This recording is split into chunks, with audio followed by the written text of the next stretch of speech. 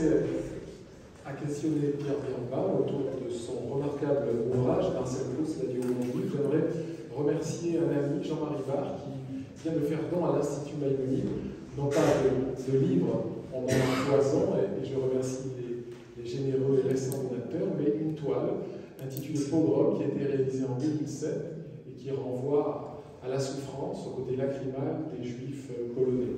Donc, je la remercie chaleureusement, c'est un don de plus pour l'Institut universitaire Maïmonide Averroès Thomas. Cher Pierre Birnbaum, nous sommes heureux de vous avoir ce soir à Montpellier. De report en report, nous pouvons enfin vous accueillir à l'Institut. Votre dernier livre, que vous nous dédicacerez grâce à la librairie Sorens à la fin de cette soirée, est passionnant. Pour ce centenaire largement célébré de la mort de Marcel Proust, qui est survenu, je me rappelle, à l'automne 1922, vous participez brillamment au flot d'écrits à partir, et c'est un angle innovant, de sa correspondance pléthorique, 21 volumes.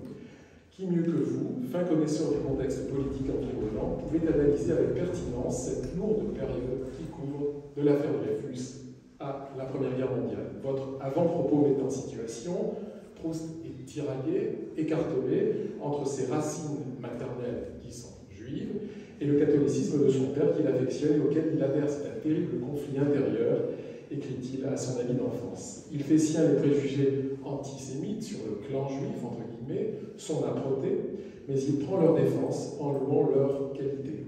Son engouement pour les milieux aristocratiques et leurs salons affleure dans toute son œuvre, et la voix veloutée de notre ami Daniel Meslich, dans son enregistrement complet qui date, je crois, de 2013, dans la recherche du temps perdu à l'ombre des jeunes filles en fleurs, le démontre avec finesse et humour.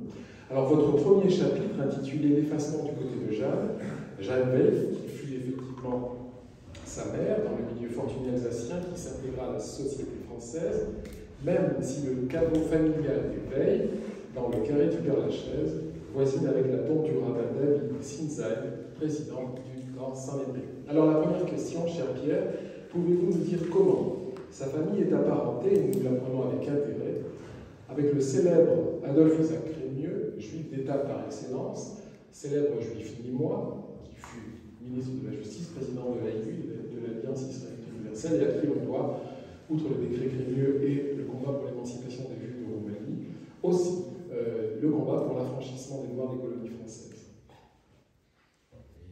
Vous pouvez prendre le baladeur ou le fils. D'abord, je voudrais dire mon émotion d'être à nouveau ici.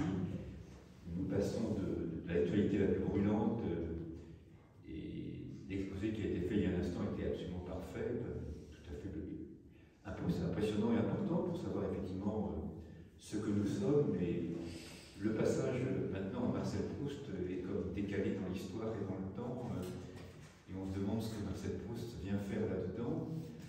En réalité, la question est un peu la même, parce que la société française du XIXe siècle, à la fin du XIXe siècle à nos jours, s'est beaucoup transformée, et la place de Proust elle-même est extrêmement emblématique d'une ambiguïté par laquelle je voudrais commencer pour répondre à votre question. Proust est à peu près le seul grand écrivain dit juif de culture française, enfin, de cette époque en tout cas, si on prend le tournant du XIXe siècle et du XXe siècle.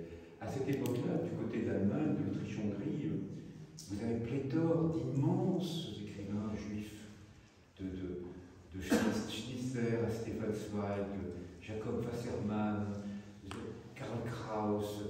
Vous avez des dizaines d'immenses penseurs, écrivains juifs qui assument leur judaïsme et qui réfléchissent au destin des juifs dans l'Empire austro-hongrois ou en Allemagne. En France, il n'y a personne. Il y a juste le Marcel Proust. Dans quelle mesure Marcel Proust était juif? Et pour commencer, je vais répondre à la question qui vient d'être posée par Michael. Il y a en effet cette rencontre étrange et surprenante avec Crémieux. Crémieux a déjà été le témoin de la tante de Marcel Proust, du mariage de sa tante. Crémieux est le témoin du mariage de ses parents. Et Crémieux lui-même a un destin un peu étrange, puisqu'il est à la fois à la tête du consistoire, à la tête de l'Alliance, et néanmoins, vous le savez, sa catholicisme, ses filles se convertissent au catholicisme et Crémieux démissionne, comme si la France, d'un seul coup, était concernée, elle aussi, par cette question de l'exogamie et de la conversion.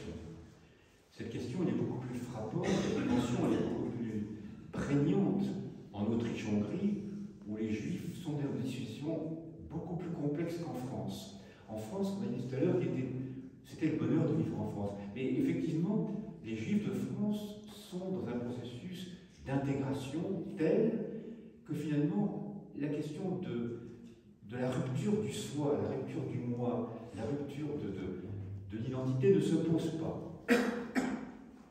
Le taux d'exogamie des Juifs de France au XIXe siècle est quasiment nul. Le taux de suicide des Juifs de France est quasiment inexistant. C'est-à-dire que toutes les approches tragiques que vivent les Juifs dans d'autres contextes, comme l'Allemagne ou l'Autriche-Hongrie, n'existent pas en France. Alors qu'en est-il de Proust? Qu'en est-il de Proust? Il est effectivement le seul qui soit, enfin, quasiment, il est symbolique en tout cas de cette rupture de l'identité, ou en tout cas des racines, ou d'une histoire, ou d'une fidélité, puisqu'en effet, ses parents, sa mère appartient à une très très longue tradition de mariage endogamique, traditionnaliste, religieux 2 générations avant, et son propre père est lui-même encore le père de sa femme, donc son grand-père, avec lequel il passe une partie de sa jeunesse, du côté d'Auteuil, est très traditionnaliste encore. Donc, il se réalise une rupture qui touche le judaïsme français à travers l'exemple de Proust, et qui, d'une certaine manière, nous concerne de nos jours. Autrement, puisqu'en effet, les questions d'exogamie sont probablement beaucoup plus fortes de nos jours en France. Nous sommes tous confrontés à cette question avec nos enfants. Est-ce qu'ils épousent un juif? Est-ce qu'ils n'épousent pas une juive? Est-ce que le fils de ceci, le fils de cela, la fille de ceci, etc. Cette question ne se posait pas à l'époque. Elle se pose, au fond, pour la première fois avec Proust et ses parents. Donc sa mère est juive et son père ne l'est pas. Et on valorise toujours sa mère, parce qu'en effet, il adore sa mère, le petit baiser du soir, etc. La scène du baiser. Mais Proust adore son père également. Et on va y venir peut-être dans un instant. On peut, par beaucoup d'aspects, poser cette question: dans quelle mesure? Et ce qui manque à ce livre, je pense, c'est un point d'interrogation. C'est-à-dire que le titre de ce livre, c'est Marcel Proust, l'adieu au monde juif. Il aurait fallu y mettre un point d'interrogation. Parce que par beaucoup d'aspects, il quitte le monde juif, et on va y venir. Et c'est même très frappant. Il n'est plus juif du tout dans sa vie personnelle. Il est catholique, chrétien, il va à l'église, il est croyant, il prie, il s'agenouille, il fréquente les églises tous les jours pratiquement. Et ça n'est pas souvent dit de le dire, oui. Ça n'est pas souvent souligné, cette pratique religieuse, on va y venir dans un instant. Il a néanmoins une mémoire juive. Et ça n'est pas dit non plus, et on va y venir tout à l'heure. Donc c'est quelqu'un d'absolument déchiré, à tel point qu'il vit au fond une vie fantasmatique, puisque bien sûr qu'il fréquente des salons, mais il est très isolé, et finalement il va passer la moitié de sa vie la plus productive seul. Il est seul. Il est seul entre des mondes auxquels il n'appartient pas vraiment, ni dans l'un, ni d'un côté, ni de l'autre. Il va manger seul au Ritz, à sa table tout seul, ou chez lui, dans sa chambre, avec Céleste, qu'il prépare à manger. Mais je pense que c'est, au fond, ce que l'on peut voir en Proust, c'est quelque chose qui nous bouleverse par la rencontre entre des histoires contraires. Et Proust ne sait pas qu'en faire. Proust ne sait pas comment se dépatouiller, finalement, d'héritages contradictoires, puisqu'ils sont contradictoires. Le père de Proust est il est véritablement ancré dans le sol de la Beauce. Les paysans, son genre, pas son genre, lit à libre parole, dans le village. Il est lié à un milieu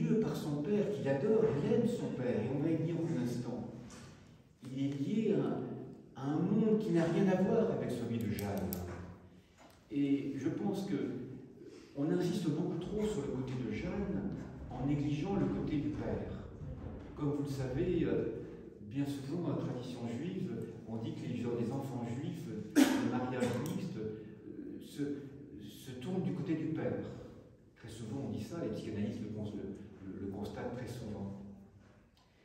Eh bien, on peut par beaucoup d'aspects, on va y venir maintenant peut-être, en examinant les textes, puisqu'au fond, ce que j'ai essayé de faire dans ce livre, vous l'avez dit il y a un instant, c'était d'essayer de savoir ce que dit Proust lui-même.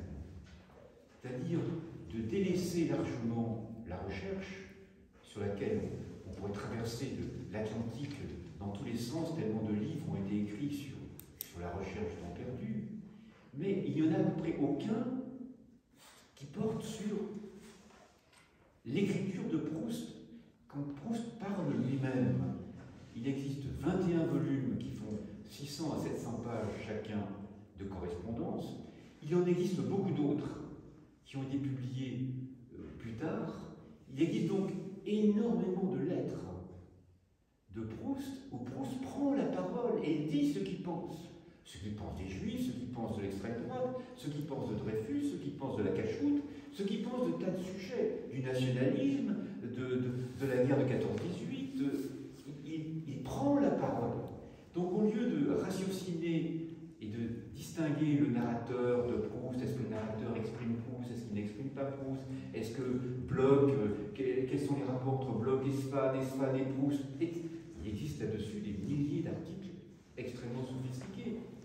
Mais finalement, il existe pratiquement aucun, je pense, on peut presque dire ça, travail systématique sur Proust lui-même. C'est lui jouer un mauvais tour, Proust, que de faire cela. J'ai l'impression de lui jouer un mauvais tour, parce qu'en effet, je le fais parler lui-même, au lieu de réfléchir à travers les personnages qu'il a si merveilleusement mis en scène, et qui nous touchent encore de nos jours. Mais je fais le contraire de ce que Proust voulait. Vous savez, il y a le fameux Contre Sainte-Beuve, où il dit effectivement, il ne faut pas faire cela. Il ne faut pas faire de la sociologie. Il ne faut pas faire des sciences sociales de l'écriture. Et c'est ce que j'ai fait. Donc, malheur à moi, d'une certaine manière.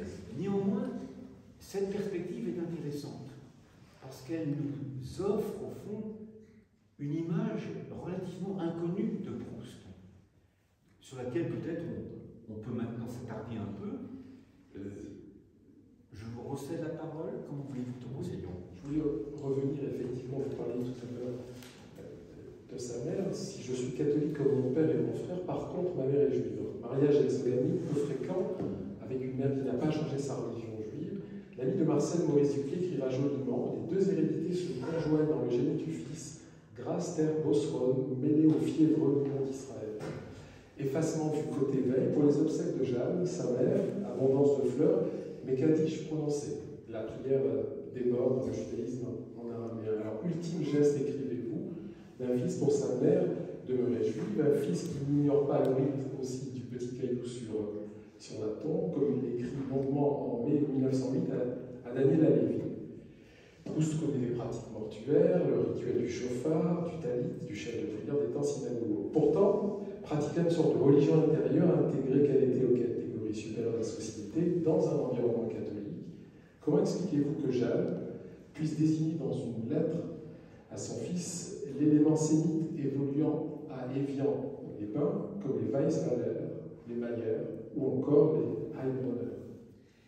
Vous êtes dur avec moi parce que vous citez déjà presque l'essentiel de ce livre, c'est-à-dire les différents aspects sur lesquels je pensais m'attarder davantage.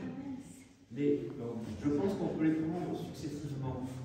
C'est-à-dire, on peut commencer par montrer, de reprendre la citation que vous avez donnée, où Proust lui-même dit ceci: mon père était infatigable, il n'était jamais satisfait de sa science. Chez nous, dit Proust, les hommes ont toujours été de gros travailleurs, les bosserons ont toujours été durs à la tâche. Et son ami Georges Cataluy, qui va se convertir au catholicisme, ajoute: si de sa mère Proust tient quelques traces d'atavisme oriental, il est par contre nettement français, et l'on pourrait même ajouter beauceron du côté de son père. C'est-à-dire que le côté du père est extrêmement important, et Proust lui-même, à de nombreuses reprises, va dire qu'il n'est pas juif. Il le dit lui-même, et les commentateurs se gardent de rappeler la plupart de ces phrases qu'il prononce lui-même dans la correspondance. Alors, il y a une lettre fameuse à son ami Robert Dreyfus, où il dit « Il y a plusieurs années, la libre parole avait dit qu'un certain nombre de jeunes juifs, entre lesquels Marcel Proust, Onicet Barrès, pour rectifier, il aurait fallu dire que je n'étais pas juif, et je ne le voulais pas. Il ne le veut pas, pourquoi? Parce qu'il ne veut pas laisser Barrès. » Et donc, on voit déjà s'introduire quelque chose de tout à fait important, c'est le lien entre Proust et l'extrême droite. Les grands auteurs d'extrême droite de l'époque, antisémites, Barrès, Maurras. La correspondance avec Maurras est incroyable. Elle commence dès les années 1896-97, jusqu'à la fin de sa vie. Une des dernières lettres qu'il écrit, avant de décéder en 22, est à Charles Maurras. La correspondance avec Barrès, le prince des antisémites du XIXe siècle, est absolument inimaginable. La correspondance avec Léon Daudet, le plus antisémite des plus antisémites que la France ait jamais connu, est d'une tendresse extrême. Mon cher, mon ami, appelez-moi Maurice, appelez-moi Marcel, je vous demande de m'appeler Marcel, je vous admire, j'admire votre œuvre. Les lettres sont innombrables. Donc on voit bien une sorte d'ambiguïté. Proust dit lui-même à plusieurs reprises, je ne suis pas juif, et je prends une autre lettre à la page, qui est une lettre à son amie la plus proche, Madame de Noailles. Il dit ceci, comme ma mère n'avait pas changé sa religion juive. Cette phrase, elle n'est jamais citée par aucun commentateur, parce qu'elle est dans la correspondance, et la correspondance n'a pas été lue systématiquement. Comme elle n'avait pas changé, elle, ma mère, n'avait pas changé sa religion, la sienne, pas la mienne.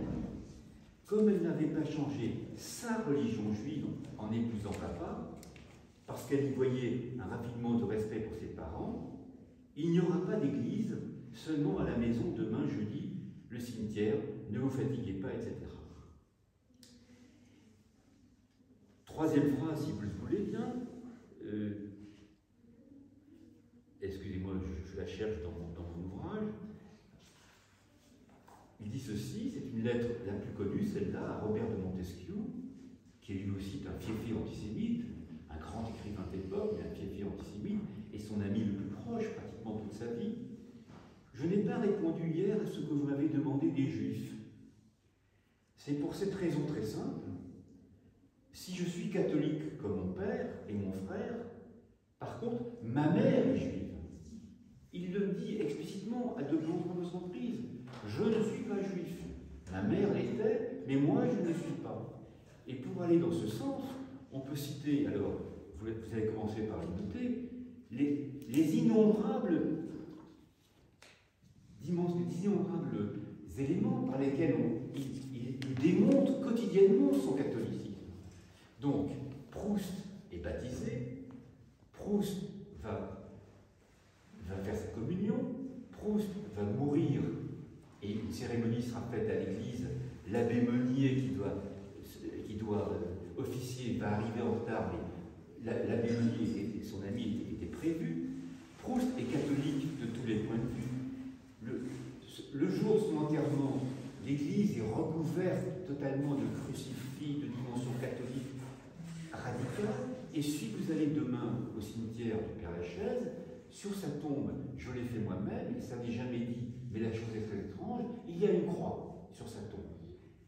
Ça n'est pas la tombe d'origine, donc il y a une ambiguïté. Qui a mis cette croix? Mais de nos jours, si vous allez au cimetière du Père-Lachaise, vous trouvez une croix. Proust va régulièrement à la messe. Il célèbre Pâques à l'église. Proust communie. Je cite un nombre de lettres où il évoque le fait qu'il communie. Il jure sur le Christ. Il évoque dans d'innombrables lettres le vendredi saint. Il comprend que l'on aime la Sainte Vierge. Il célèbre lui-même le mystère de l'Eucharistie. Prenons la cérémonie qui a lieu lors de l'enterrement du pire des antisémites de l'époque. Ils sont nombreux, vous voyez, à chaque fois je reprends les mêmes expressions. Et malheureusement, ils l'étaient à l'époque. C'est le moment de l'affaire Dreyfus, c'est le pire moment d'antisémitisme français de l'époque contemporaine, en tout cas. Il s'agit du décès d'Alphonse Daudet. Vous vous souvenez d'Alphonse Daudet, que nous avons tous aimé à l'école. Mais Alphonse Daudet, c'est grâce à Alphonse Daudet que le pire des antisémites, et je reprends la même expression, Drummond va publier La France juive. C'est Alphonse Daudet qui facilite la publication du pamphlet le plus antisémite qu'on ait jamais écrit en France, La France juive, et qui est comparable aux éruptions de Goebbels ou de Göring, sinon pire encore. Donc c'est Alphonse Daudet qui facilite cette publication. Proust est l'ami intime de la famille Daudet, il dîne chez eux, il est plus ou moins l'amant du frère, et Léon Daudet va lui permettre d'avoir le prix Goncourt. Donc il y a une symbiose entre Proust, juif, pas juif, juif, catholique, etc., et la famille Daudet, qui est le cœur même d'une pratique antisémite extrêmement virulente. Léon Daudet, c'est absolument terrifiant, puisqu'il continue à publier des articles jusque dans les années 30 qui sont délirants d'antisémitisme. Or, c'est effectivement cette fidélité au christianisme. Il faut le rappeler qu'il ne faiblit pas, et dans son enfance, il allait régulièrement à la messe. Et comment expliquez-vous, alors vous en avez apporté une partie de réponse, qu'il puisse se rendre au domicile d'Alphonse Daudet pour lui rendre hommage? C'était quand même l'ami terriblement antisémite de Drummond. Cette ambivalence, cette lutte intérieure en lui, Marcel Proust se reconnaîtra quand même juif au moment de l'affaire Dreyfus, il ne sera pas le seul, même si parfois il se laisse aller effectivement à faire ci le style de Drummond. Et dans la libre parole, son nom est associé à ceux des littérateurs juifs, comme entre autres Gustave Kahn, Léon Blum, qui dans un article solennel de Lucien R, avait osé blâmer au nom de la Revue Blanche un écrivain de race française, entre guillemets, comme Barès, comme Maurice Barès. Il est perçu comme juif. Il est perçu comme juif par certains de ses amis. Il est perçu comme juif par une bonne partie de l'aristocratie dont il cherche l'appui. Il est perçu comme juif, oriental, ataviste avec ses cheveux et tout, par l'extrême droite en permanence. On peut citer les éruptions antisémites de Drummond, mais surtout celle de Céline, plus tard, celle de Druy-La Rochelle. Il y a des phrases de Céline contre Proust, comme juif, j'aurais presque honte de vous lire ces phrases, tellement elles sont d'une vulgarité et d'une méchanceté antisémite délirante. Il est perçu comme juif, mais lui ne se perçoit pas comme juif, même si il a conservé, et c'est toute l'ambiguïté de ce livre et de ce personnage qui nous passionne, qui nous émeut, qui nous bouleverse encore aujourd'hui. C'est toute son ambiguïté que de montrer à quel point il s'est intégré à un milieu catholique et antisémite. Je reviens sur l'enterrement d'Alphonse Daudet et je cite cette phrase de Marcel Proust qui écrit lui-même. Donc il se rend à l'enterrement d'Alphonse Daudet, le pire des antisémites, et il dit ceci: on ne peut s'empêcher, c'est Proust qui parle, Proust le juif, mais non, on ne peut s'empêcher de pleurer en voyant le crucifix d'argent qu'une main pieuse a attaché sur la poitrine de ce grand homme. On ne peut s'empêcher de pleurer en voyant sous sa poitrine cette croix d'argent moins lourde que celle qu'il avait portée jusque-là, en voyant sous sa poitrine ce symbole de notre Seigneur, auquel il ressemblait et qui, comme lui, a tant souffert. On pourrait multiplier les phrases qui disent sa foi catholique, et je passe du coq à l'âne, mais je franchis un peu les étapes, quitte à y revenir. On a évoqué tout à l'heure les grandes lois, la séparation de l'Église et de l'État, et la naissance de la laïcité à la française, les lois de 1903, les lois de 1905-1906, qui ont été évoquées tout à l'heure dans la conférence précédente. Ces lois sont fondamentales pour les Juifs d'aujourd'hui. Et à l'époque, en 1903-1905, les Juifs, y compris le consistoire, qui perd son rôle à cause de ces lois, qui abandonne sa position de pouvoir à cause de ces lois, qui abandonne l'argent, le paiement des rabbins qui ont y bénéficient depuis Louis-Philippe. Il abandonne tout cela. Et néanmoins, les Juifs de l'époque acceptent ces lois. Et si vous lisez l'univers israélite ou les archives israélites de l'époque, les commentateurs et les porte-parole du judaïsme français disent « Enfin, nous sommes séparés de l'État. Enfin, le judaïsme va vivre, va s'épanouir, va être libre, va échapper au consistoire, à la férule de l'État. » Parce qu'on a célébré tout à l'heure le consistoire et Napoléon. Oh là là! Si l'on regarde de près ce que veut Napoléon, oh là là! Attention, c'est vraiment l'encadrement policier. Et les Juifs de l'époque ne sont pas très heureux de ce qui leur arrive. Le consistoire, très bien, mais le consistoire perd son rôle. Il faut le savoir de nos jours. Pour ça, on n'a plus la fonction qu'il a jusqu'en 1905. Les Juifs de France sont extrêmement heureux de la laïcité à la française qui s'instaure et de la séparation entre l'Église et l'État. Proust part en guerre contre les lois de la séparation de l'Église et l'État. Il est d'une violence incroyable. Et dans ce livre, c'est tout à fait à la fin de ce livre, mais c'est l'un des aspects peut-être les plus inconnus que l'on trouve dans cet ouvrage.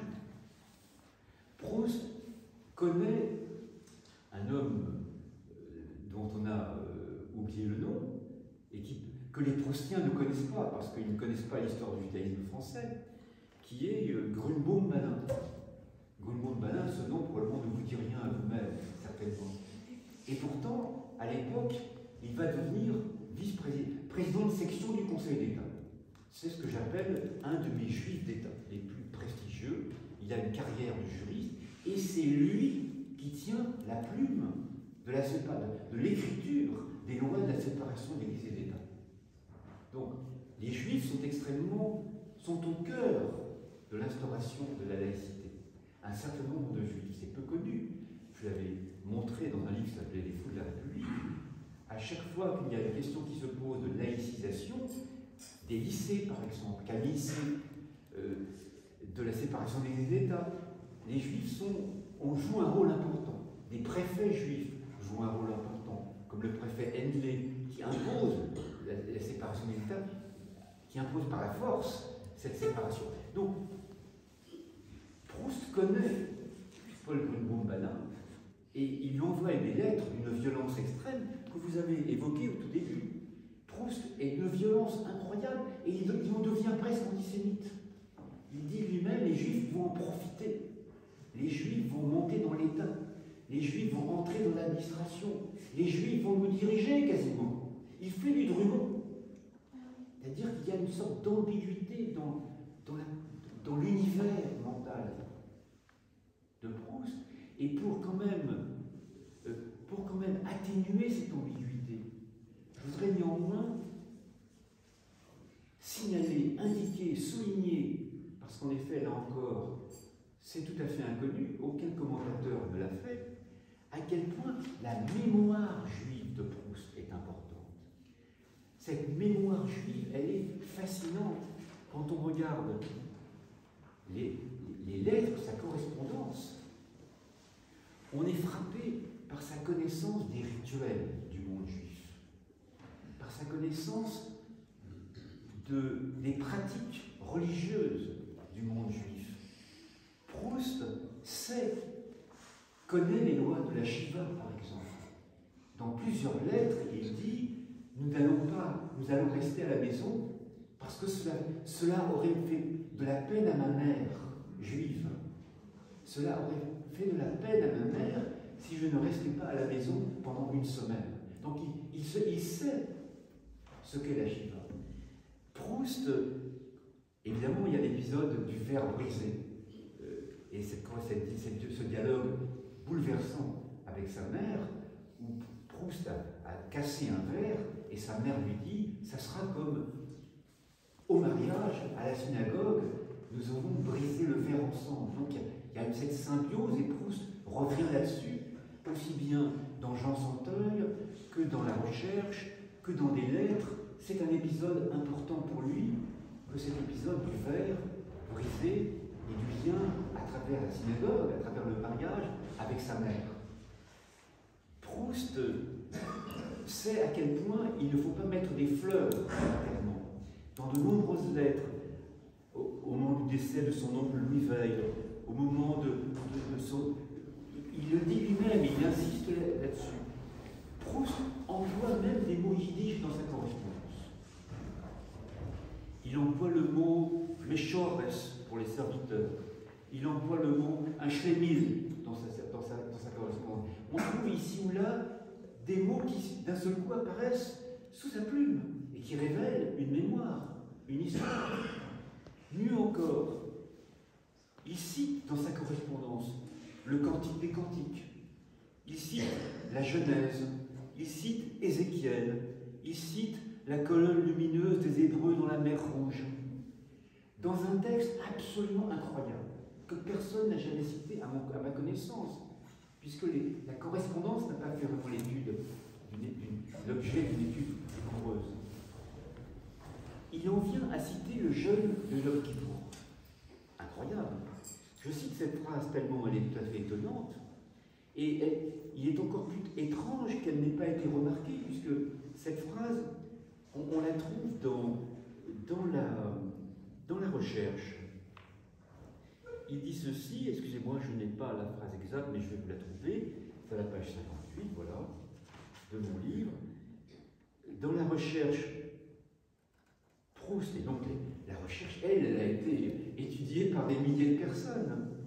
Il dit ceci, car c'était dans ce restaurant que Bloch, drôle de personnage dont il se moque tout le temps, qui le ridiculise tout le temps, le seul juif de la recherche, puisque Svan n'est pas juif, sa grand-mère est convertie, Svan n'est en rien juif, sauf à cause de son atavisme et de son grand nez au moment de l'affaire Dreyfus. Mais il dit ceci, car c'était dans ce restaurant que Bloch, le seul juif de la recherche, et qui vraiment n'a pas un beau rôle dans la recherche, que Bloch et ses amis, entendus juifs, étaient venus longtemps, ivres d'un jeûne aussi affamant que le jeûne rituel, lequel du moins n'a lieu qu'une fois par an, de café, etc., se retrouver le soir. Donc il sait ce qu'est le jeûne de Yom Kippour. Dans un texte tout à fait étonnant, il montre qu'il sait ce qu'est le talit et le port du talit. C'est effectivement aussi dans une lettre, il se souvient, je pourrais vous citer la phrase, il évoque le talit. Donc on voit à quel point il dispose d'une mémoire juive qui affleure dans sa correspondance de manière comme par inadvertance. Dans un texte qui a été découvert, c'est un brouillon de la recherche, qui a été découvert il y a un an et demi à peu près, par un de mes amis japonais, à l'occasion d'un colloque qui avait été organisé sur un de mes livres avant, traduit en japonais, qui s'appelait La République et le cochon.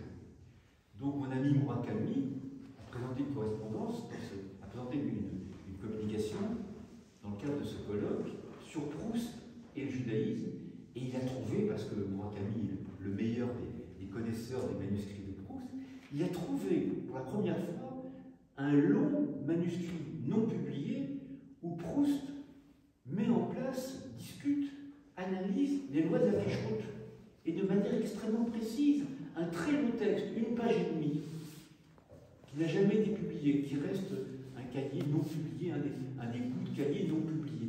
Donc on voit bien que il se souvient, il sait, et pourtant il est catholique et il se veut catholique, et il va à l'église et il prie, et il connaît les antisémites catholiques. Dans sa vie privée, et ça c'est moi qui ai fait le travail à travers sa correspondance, il me semble qu'il ne mange jamais de porc. Parce que quand on regarde ses lettres, il revient très souvent, il adore manger. Donc il revient très souvent sur les menus des restaurants, sur ce qu'il a mangé avec Céleste, sur ce qu'il a demandé à Céleste de lui préparer comme repas. Donc on a une description, il faut les trouver, ces passages, mais ils sont très nombreux dans ces correspondances. À mon sens, il ne mange jamais de cochon. Mais il mélange mes carnets et mes lactés lors des fêtes de Corpus. Voilà. Il dira à un dîner. Il ne respecte pas lui-même les lois de la cache-route. Il dira je mange de tout en sachant parfaitement effectivement les interdits alimentaires publics. Vous voyez l'ambiguïté bouleversante de cet homme qui nous présente même un narrateur, le narrateur de Proust, donc de l'ensemble de la recherche. Or, Madame de Villeparisis lui dit « Vous ne mangez jamais d'huîtres ». Elle souligne cela. Vous ne mangez jamais d'huîtres. C'est-à-dire que tout du long, aussi bien de sa correspondance que dans la recherche, on voit bien que cette question de la nourriture et de ce qui est trêve ou pas trêve, de ce qu'on peut manger, de ce que les juifs peuvent manger ou pas, elle est présente.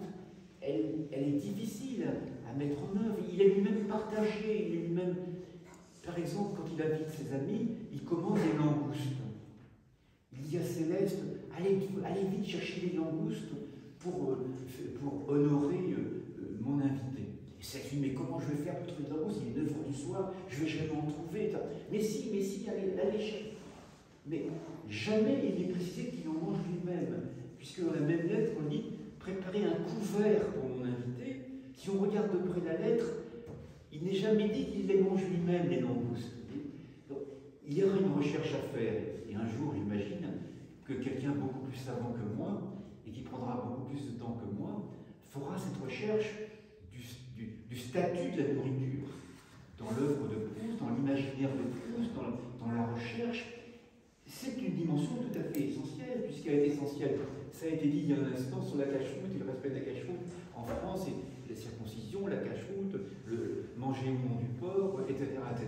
C'est une dimension fondamentale. Qu'en dit Proust? À mon sens, il n'y a à peu près rien. Il n'existe pas de travail scientifique universitaire sur cette question, qui pourtant est tout à fait intéressante. Est-ce que vous voulez relancer ou est-ce que vous voulez que je termine sur d'autres aspects? Qu'est-ce que vous préférez? Ce que je dirais tout de même, c'est l'investissement énorme dans le catholicisme. Une de mes collègues a démontré récemment, dans le bulletin d'études proustiennes, il y a 3 ans, que Proust a même rédigé des sermons d'un curé, de l'abbé Vigneault. Il est en étroite correspondance avec l'abbé Vigneault, et il aurait lui-même écrit le sermon de l'abbé Vigneault. Donc, on ne peut pas dire que, pardonnez-moi de faire un peu polémique, mais mes amis du musée juif à Paris ont mis en place il y a 2 ans, 1 an à peine, une énorme exposition Proust du côté juif. Ça s'appelait comme ça, Proust du côté juif. Certes, il y a une mémoire juive de Proust, mais c'est pas parce que dans un petit texte de quelques lignes, il cite la Megillah d'Esther. Il la cite 1 fois ou 2 fois. Une ligne, un quart de ligne, une demi-ligne, un 5e de ligne. Quand vous entriez au musée, vous aviez la Megillah d'Esther qui était là magnifique. Comme s'il étudiait la Megillah d'Esther avec des tzitzit, etc. tous les soirs. Mon ami Antoine Compagnon a écrit un livre, Proust du côté de la mer. Proust du côté juif. Excusez-moi, le musée a dit Proust du côté de la mer. Excusez-moi. Et Antoine Compagnon a écrit un très bon livre, extrêmement intéressant, extrêmement érudit, où il a montré de manière tout à fait intéressante et incontestable que sur des générations, la mère de Proust est juive. Et il a reconstitué tout l'arbre généalogique depuis des siècles et des siècles, avec un matériel archivistique éblouissant. Donc il y a un côté juif de Proust, indéniable. Il a montré que certains juifs de l'époque se sont reconnus en lui. Indéniable aussi, incontestable. Mais ça ne dit rien de Proust lui-même. Dans quelle mesure Proust lui-même se voyait comme juif? Il me semble que ça n'est pas vraiment le cas. Et si l'on prend la recherche à nouveau, puisque c'est le texte sur lequel nous vivons encore, qui qui nous donne notre imagination, notre bonheur de vivre encore de nos jours. Nous sommes toujours plongés dans la recherche, en tout cas du point de vue de ce qui est la littérature. Si Swann retourne au judaïsme dans la recherche, parce que c'est vrai, Swann retourne au judaïsme, qu'il n'était pas, il n'est pas juif du tout, mais il retourne au judaïsme. Comment est-ce que Proust le sait? Comment est-ce que Proust le décrit? En quoi est-ce qu'il y a une preuve que Swann est retourné au judaïsme à travers l'affaire Dreyfus? C'est à cause de son nez. Parce qu'il a un nez énorme, un nez de prophète. C'est son nez qui montre qu'il est rentré au judaïsme. Et il y a une vision biologique extrêmement importante dans l'œuvre de Proust. À ce même moment, Proust dit lui-même « Je suis gobinien ». C'est-à-dire, je suis un adepte de l'œuvre de Gobineau. Et il dit, je suis gobinien, je le cite, me voici gobinien, dit-il. C'est-à-dire, c'est à travers la biologie, et non pas les valeurs, et non pas les idéaux, et non pas la foi, et non pas le rituel, et non pas l'histoire, que Swann retourne au judaïsme. La phrase est absolument incarnante. Elle se trouve dans la recherche, je peux la citer si vous le souhaitez, sur son grand nez, son nez de prophète qui revient et qui montre qu'il est retourné juif. Mais il dit la même chose de Bloch.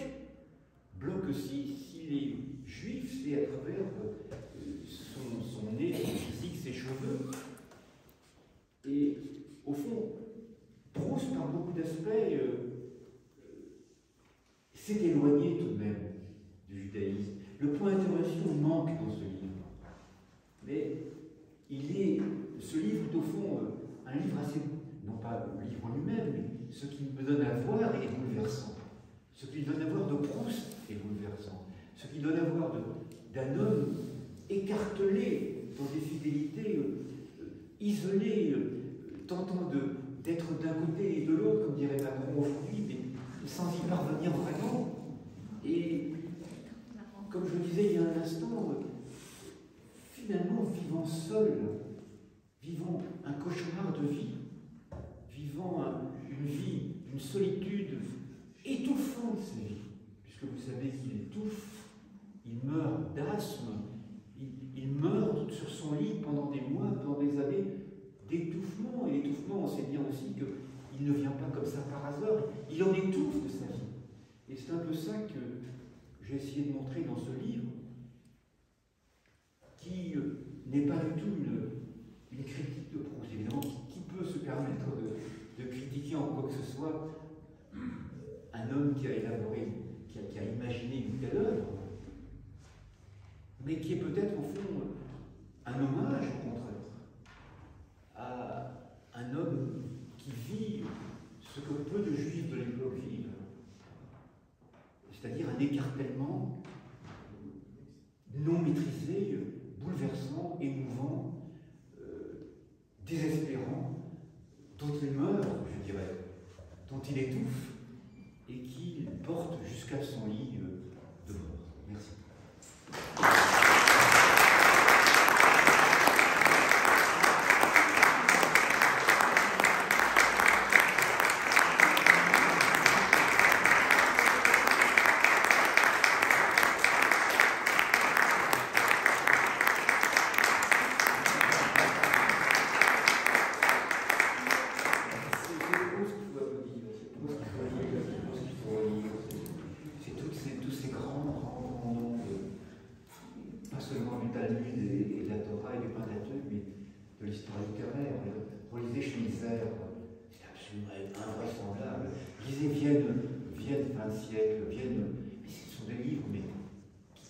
Qui ont toute l'actualité d'aujourd'hui, qui parlent de nous, qui parlent de nos problèmes, qui parlent de nos hésitations, qui parlent de nos déchirements.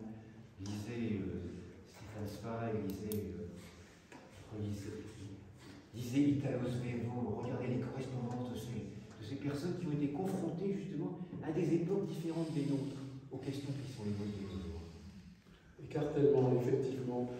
Il avait certaines préférences ataviques pour l'Ancien, malgré la beauté du Nouveau Testament, mais silence, effectivement. effectivement, quant à la solidarité juive en France et à l'étranger, silence abyssal sur les pogroms de son temps, les accusations de meurtre rituel, et pourtant, vous l'avez rappelé, certains auteurs ont vu en lui un juif. Son ami Georges Catoui le rapproche de Montaigne, dont on sait effectivement la mère descendante de juifs a rayonné.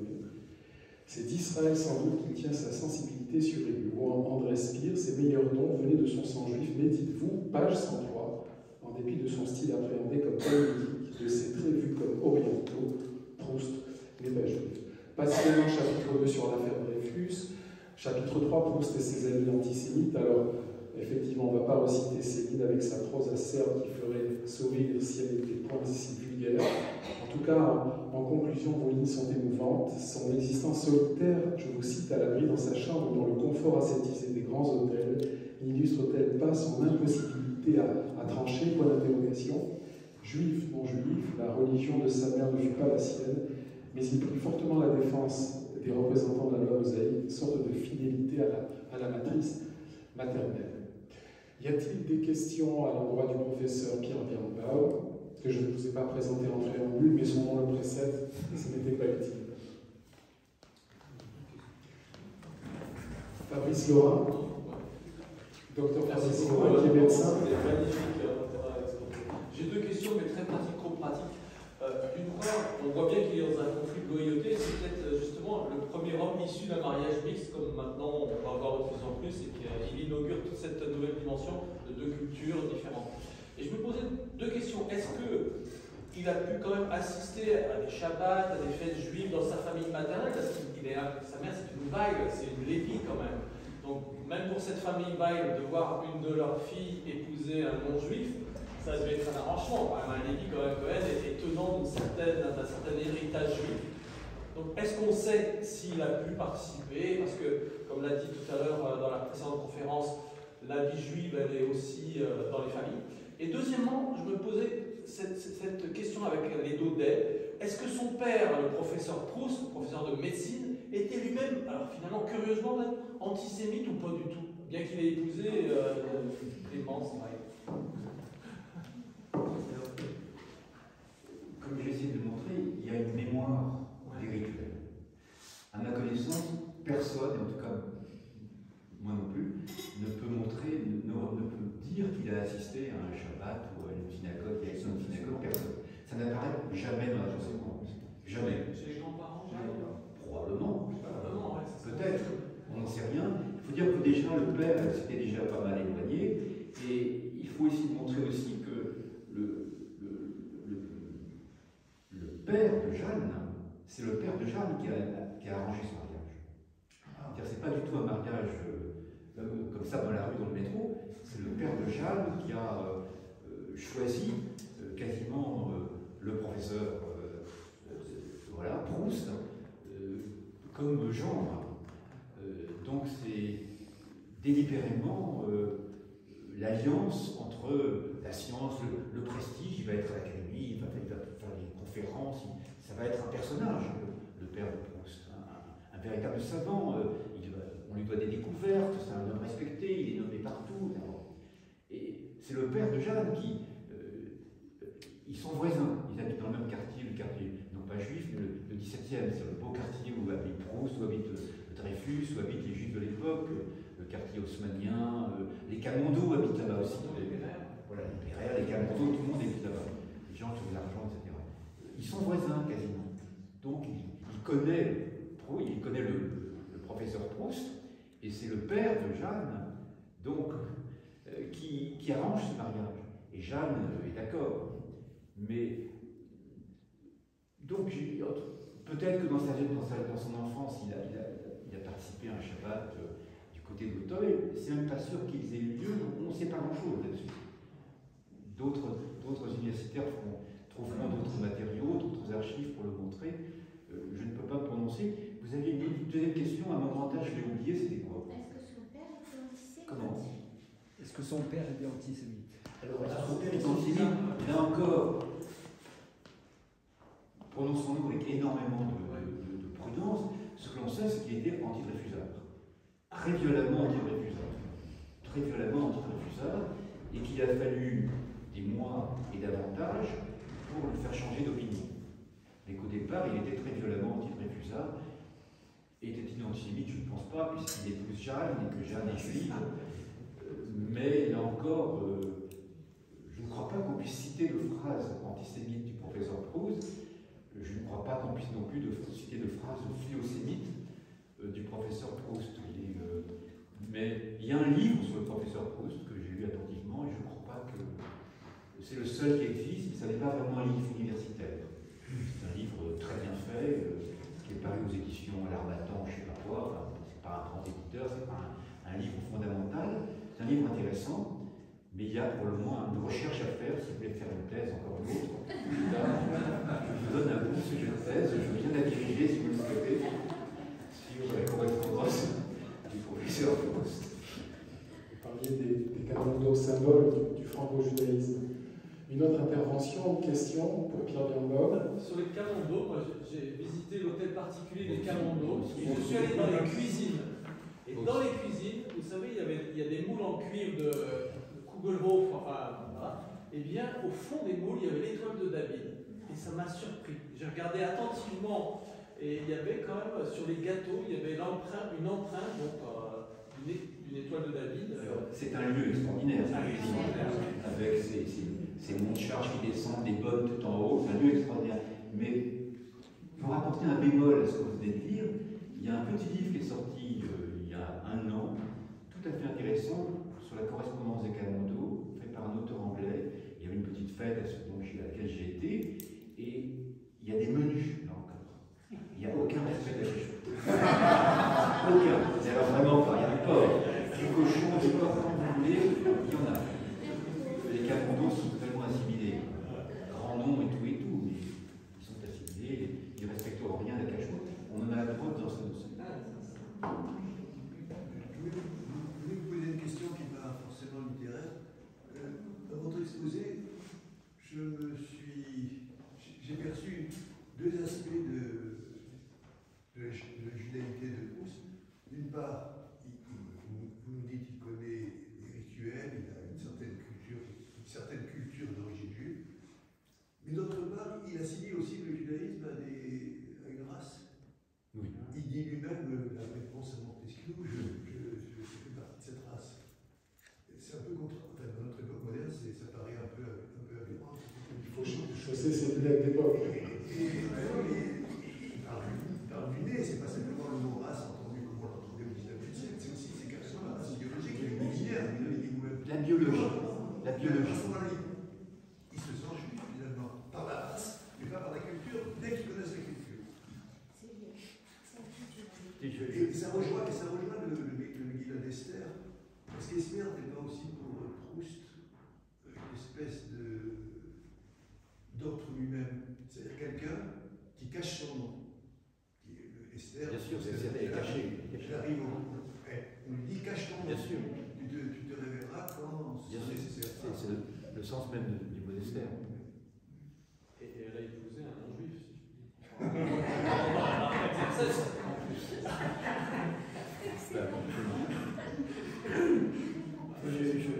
Je retiens votre remarque, elle est tout à fait juste. Je ne peux pas en dire beaucoup plus, mais cet aspect biologique est quand même impressionnant. Au-delà de la race, parce que le concept de race était banal avec ça. C'est ça, il s'est appliqué à lui-même ce concept. Je ne crois pas. Mais si. Pourquoi? Je crois pas. Parce que, puisqu'il se sent juif, bien qu'il ne pratique pas la religion. Enfin, il se sent un petit peu juif. Non. Il le dit à Montesquieu. Il dit à Montesquieu, je suis de cette race. Comment? Il dit à Montesquieu, dans la phrase que vous avez citée, je ne vous répondrai pas sur vos propos antisémites, il écrit le lendemain, parce que je suis de cette race. Reprenons la phrase. Il faut que je la retrouve. Étude de texte. Comment? Étude de texte. Oui, mais il faut que je trouve la phrase. Alors, c'est la phrase, page 63 de mon livre. Reprenons la phrase. Je n'ai pas répondu à cette question, ce que vous m'avez demandé des Juifs. C'est pour cette raison très simple. Non, il y a rien. Non, je ne sais pas ce que vous dites. Non, non. Lisez. Je lis. Si je suis catholique comme mon père et mon frère, par contre, ma mère est juive, il n'y a rien de biologique là-dedans. J'ai relu la phrase. Si je suis catholique comme mon père et mon frère, par contre, ma mère est juive. C'est la phrase que j'ai lue il y a un instant. Pourquoi il dit si? Pourquoi si? Puisque le si est en résonance même si les... parce que Je ne suis pas juif. Si je suis catholique, je ne suis pas juif. Je suis catholique comme mon père et mon frère. Ma mère est juive, c'est pas moi. Oui, c'est plutôt familial que... Pas moi. Mais c'est curieux de dire je ne suis pas juif. Oui, ben, Autant dire je suis catholique. Voilà. je ne suis pas juif. Ben, il le dit plusieurs fois quand même. Mais oui, mais c'est troublant, c'est suspect. On est tous suspects. Bon, pour rapprocher les destins de Marcel Proust et de Léon Denis, qui sont tous deux issus du judaïsme alsacien, et vous avez publié en 2017 un beau livre sur Léon Blum, et nous avions eu le privilège de vous accueillir déjà en 2018. Donc voilà, la boucle est bouclée, nous vous avons reçu autour de deux figures importantes françaises, et en l'occurrence, effectivement, la judaïté n'est pas très lointaine. Nous vous remercions de votre venue, cher Pierre. Nous vous souhaitons, comme Jean-Yves Robert Slara, une bonne chance pour la suite. Et puis on espère effectivement vous avoir prochainement autour de votre prochain ouvrage. Ah, écoutez, c'est un bonheur d'être avec vous à nouveau. Merci. Voilà. Et effectivement, on va clôturer cette soirée par la signature de l'ouvrage grâce à la mise à Solange. Merci, cher monsieur Eddy. Quand même.